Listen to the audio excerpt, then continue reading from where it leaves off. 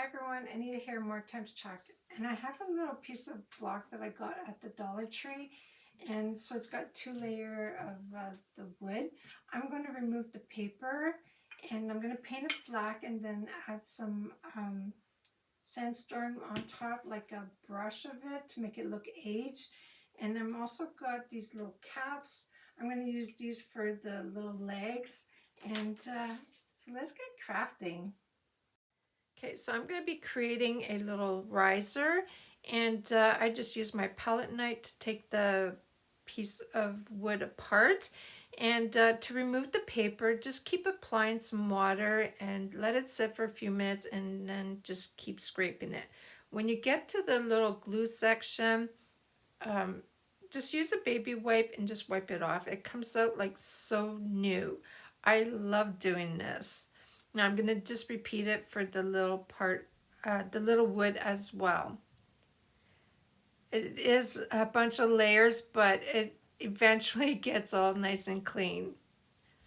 Now I'm going to put a piece of painter's tape, hold my little caps together, and I'm using some black chalk paint and just to paint the entire surface and those little caps together. Now I did dry it completely. I added 2 coats of the paint just to make it nice and solid. And always make sure that it is completely dry before you apply the second coat.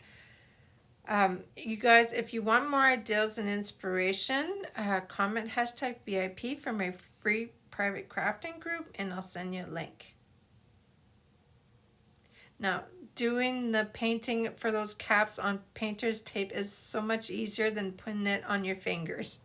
Now, I'm using a bristle brush to dry brush the second color, which was Sandstorm. And this is going to be the first layer, so I'm not fully covering the black. And I did repeat this for both sides of that block. Now just keep going back and forth. I'm trying not to create too much lines. And if you use a piece of brown paper, like from the bag, crumple it up. That reacts as a sandpaper and that will totally smooth your surface.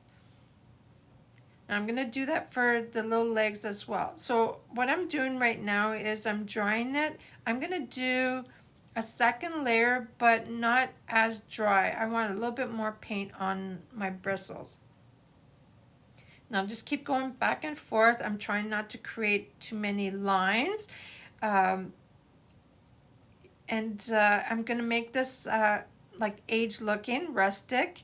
And I hope you guys really like this. It's such a cool technique. You can put a little candle on display on this, or a little knick-knack, whatever you have for your home decor. Now I'm going to do the same for those little caps. I'm going to do 2 coats on a paint on that as well. And I'm not fully covering the black. So it's kind of messy for the legs, which is fine. Now I did both sides, so I'm sanding it to make it look old and aged. And for this step here, I did leave some like scratch marks on it, and they kind of go in the different directions as well, because you're trying to create a rustic look. Now there's the brown paper where I smooth out the surface. It really works for before you apply your sealer. Okay, now I'm wiping off all that dust and the paint that was from sanding, and repeat that for all wood pieces.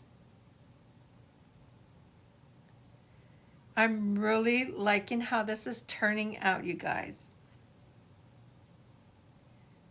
So I did that all, and now we're gonna glue it together. I have goop, and you guys, I ran out.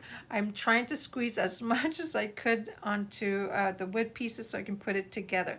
Now, use a ruler to measure your edges, because I think it was 1 inch for each side, okay? I want to make this center so that I can put my little caps for the legs. And again, I just made it with the glue. You can use wood glue, tack glue. I just preferred the house glue because that stuff really sticks. Now make sure that you follow me for more ideas. Thanks for watching. See you next time.